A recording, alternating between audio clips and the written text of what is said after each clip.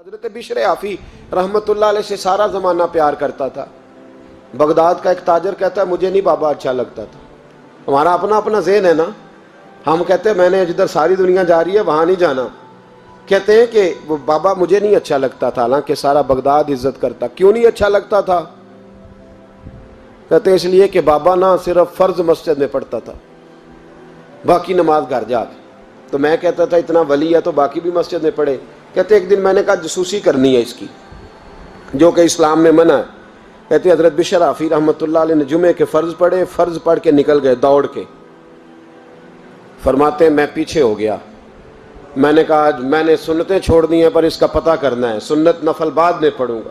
کہتے ہیں حضرت بشر آفی جلدی سے نا ایک کباب والی دکان پہ گئے، وہاں سے کباب خریدے، اور میں نے کہا بوڑھے کی عمر دیکھو اور اس کے ذائقے دیکھو، اس عمر میں بھی کباب کھائے گا۔ اوئے ہوئے، مولوی کو روٹی نے ستایا تھا اس لیے سنت اور نفل چھوڑ آیا ہے۔ کہتے ہیں تھوڑا سا وہ آگے بڑھے تو نان بھائی کی دکان سے نا نان خریدے۔ میں نے کہا دیکھو یار، دیکھو اس کے ذائقے، گرم نان کھائے گا۔ بہت سارے لوگ بغداد میں رات کی روٹی کھاتے پر یہ گرم کھاتا ہے۔ کہتے ہیں حضرت وہ نان اور کباب لے کے نا جنگل کی طرف مڑے تو میرے دل میں خیال آیا یار بڑا ہی اس آدمی کا عجیب ذہن ہے، یہ اب سبزے پہ بیٹھ کے یہاں موج کرے گا، کھائے پیے گا، اور سنت نفل چھوڑ دی، اللہ ہزاروں مرید ہیں۔ کہتے ہیں حضرت جنگل میں داخل ہوئے، تھوڑا سا سفر کیا تو کچی آبادی آ گئی۔ کچی آبادی، ایک کچے مکان کی ٹوٹا ہوا دروازہ، باہر سے کنڈی لگی۔ بغداد کے ننگے پاؤں چلنے والے ہزاروں مریدوں کے اس پیر نے کنڈی کھولی، اندر گئے، ایک فالج زدہ بابا جی بیٹھے۔ کہتے ہیں حضرت بشر آفی نے اپنی پگڑی کھولی اور اس آدمی کے منہ سے پانی نکل رہا تھا، رال ٹپک رہی تھی۔ کہتے ہیں پہلے اپنی پگڑی سے منہ صاف کیا، پھر پیالے سے پانی ڈال کے منہ دھویا، پھر حضرت اس کے ٹانگوں پہ کپڑا ڈال کے روٹی کا لقمہ توڑ کے اس کے منہ میں ڈال کے کہنے لگے بابا ناراض نہ ہونا، جمعے والے دن مجھے دیر ہو جاتی ہے، ابھی تو میں نے سنت اور نفل بھی پڑھنے ہیں، ناراض نہ ہونا، مجھے دیر ہو جاتی ہے۔ کہتے ہیں وہ بابا رو پڑا اور کہنے لگا بشر یار 14 سال ہو گئے تو روز آتا ہے، 14 سال، یہ 1 صدی کا قصہ ہے، 2-4 برس کی بات نہیں، 14 سال سے تو روز آتا ہے، میں پتہ نہیں کب تک لاش بنے پڑا رہوں گا، تو کب تک آئے گا؟ حضرت بشر آفی نے بابے کے آنسو پوچھ کے کہا بابا فکر نہ کر، آج کے بعد یہ جملہ نہ کہنا کہ تو میرے لیے بوجھ ہے۔ فرمایا لوگ سمجھتے ہیں کہ میں نے عبادت کر کے مقام پایا ہے، لوگ سمجھتے ہیں میں نوافل زیادہ پڑھتا ہوں، دنیا جانتی ہے کہ میری رات کی تسبیح زیادہ مضبوط ہے، پر میں ان میں سے کوئی بات بھی نہیں، میں تو تیری نوکری کرتا ہوں تو اللہ نے میری عزتوں میں اضافہ فرما دیا ہے۔ سوچ ہی صاف نہیں، نظریہ ہی ٹھیک نہیں، فکر ہی ٹھیک نہیں۔ اسلام نظریے کا مذہب ہے، سوچ کا۔ مسند امام احمد بن حنبل کی حدیث سنی، حضرت انس بن مالک فرماتے ہیں جب انسان نے روزہ رکھا ہوتا ہے نا تو روح ویسے ہی پاک ہوتی ہے اس کی۔ میں نے یہ سوچا کہ کچھ باتیں ایسی کی جائیں جس سے تھوڑی سی سوچیں بھی تبدیل ہوں، کچھ سوچوں کا وضو، سوچوں کا غسل، افکار و نظریات کی بھی بات ہو۔ ہم سمجھتے ہیں کہ شاید کثرت عبادت اصل ہے۔ اقبال کہتے ہیں یہ ذکر نیم شبی، یہ مراقبے، یہ سرور، تیری خودی کے اگر نگہباں نہیں تو پھر کچھ بھی نہیں ہے، تیری خودی کے اگر، اور پھر عام چیز نہیں کہا یہ ذکر نیم شبی، سویرے سحری کا ذکر، یہ مراقبہ، یہ جو تو گھنٹوں اللہ کی یاد میں بیٹھا رہتا، یہ سرور، کہتے بے کیف عبادت نہیں، سرور والی، یہ ذکر نیم شبی، یہ مراقبے، یہ سرور، تیری خودی کے اگر نگہباں نہیں، اگر تیرے نظریے کو نہیں بدل سکے، تیری سوچ نہیں بدل سکے، تیرا ایمان مضبوط نہیں کر سکے، تیری خودی کے اگر نگہباں نہیں تو پھر کچھ بھی نہیں۔ اور خرد نے کہہ بھی دیا لا الہ الا اللہ تو کیا حاصل؟ دل و نگاہ، دل و نگاہ، دل و نگاہ اگر مسلمان نہیں تو پھر کچھ بھی نہیں، دل و نگاہ۔ اقبال کہتے ہیں ایک دل کا کلمہ پڑھ، دوسرا نظر کا کلمہ پڑھ، ان پہ پابندی لگا۔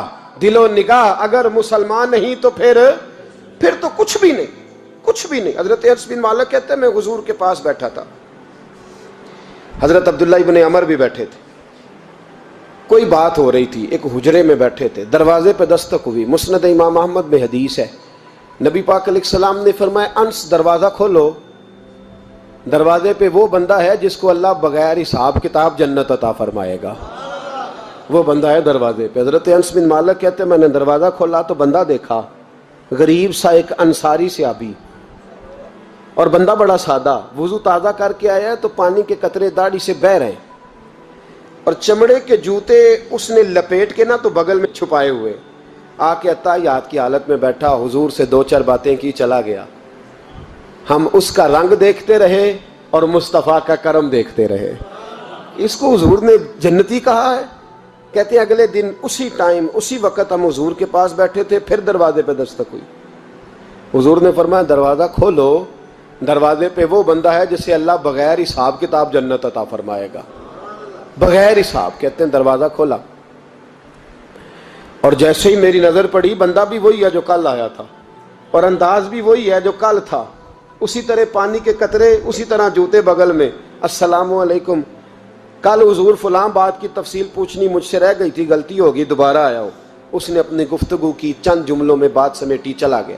فرماتے ہیں اتفاق کی بات کہ دن تیسرا، بندے بھی ہم دونوں، میں اور عبداللہ ابن عمر، حضرت انس بن مالک کہتے ہیں دونوں بیٹھے تھے، سیم ٹائم سیم ڈے۔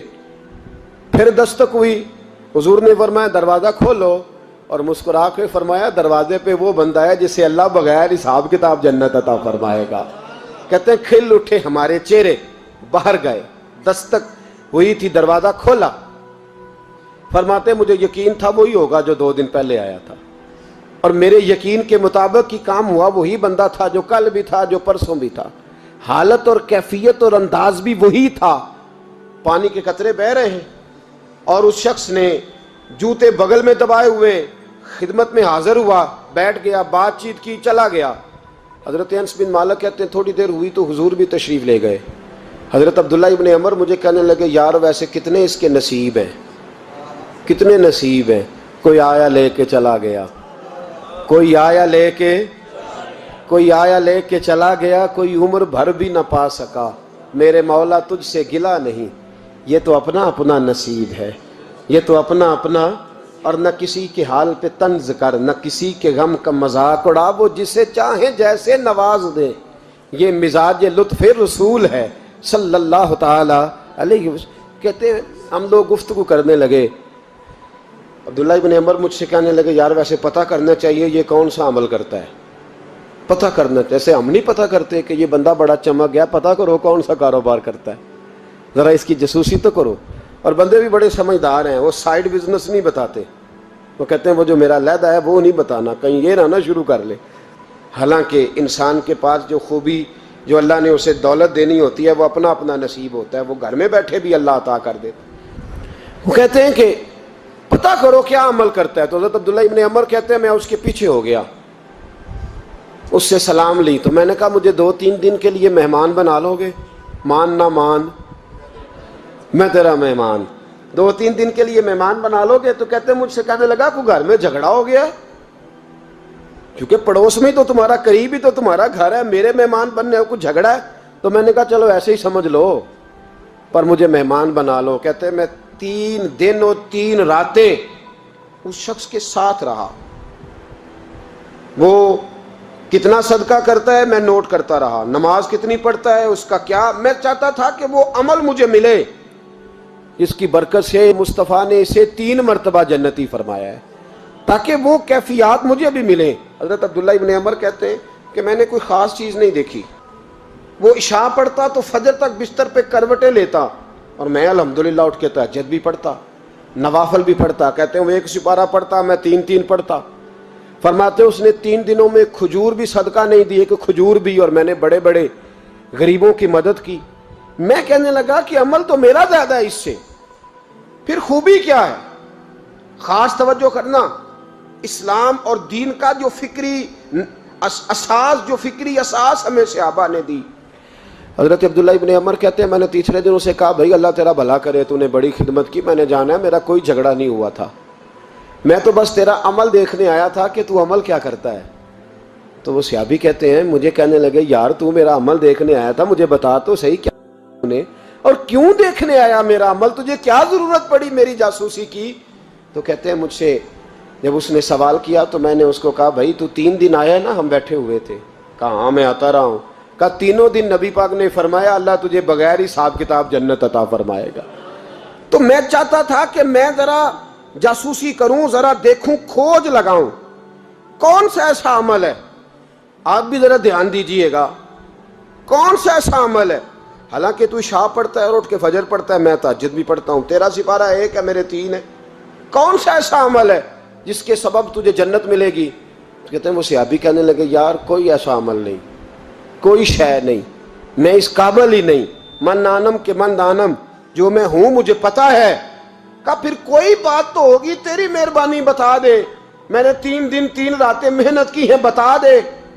کہتے ہیں وہ کہنے لگے اگر تجھے بتاؤں نا تو پھر سن، میں جب رات کو سوتا ہوں تو اپنے دل پہ نظر ڈالتا ہوں، اور سویرے جب اٹھتا ہوں تو پھر اپنے دل پہ نظر ڈالتا ہوں، موبائل پہ نہیں، کنجی پہ نہیں کہ چابیاں کدھر ہیں، بٹوے پہ نہیں، میں رات کو سوتے ہوئے بھی اپنے دل پہ نظر ڈالتا ہوں، سویرے اٹھتے ہوئے بھی میں سب سے پہلے اپنے دل پہ نظر ڈالتا ہوں۔ فرماتے ہیں الحمدللہ میرے دل میں کسی کا حسد نہیں ہے، کسی کے بارے میں کوئی کینہ نہیں ہے، کوئی کسی کے بارے میں میل نہیں، میں اللہ کے ہر بندے کے بارے میں سوچ، نظریہ، فکر اچھی رکھتا ہوں۔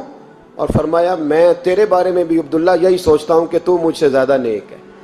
الحمدللہ اس وقت بھی میرا ذہن یہ ہے کہ انس بن مالک مجھ سے زیادہ پرہیزگار ہے، اس وقت بھی میری سوچ یہ ہے کہ محبوب کے سب صحابہ میں سب سے کمزور میں ہی ہوں۔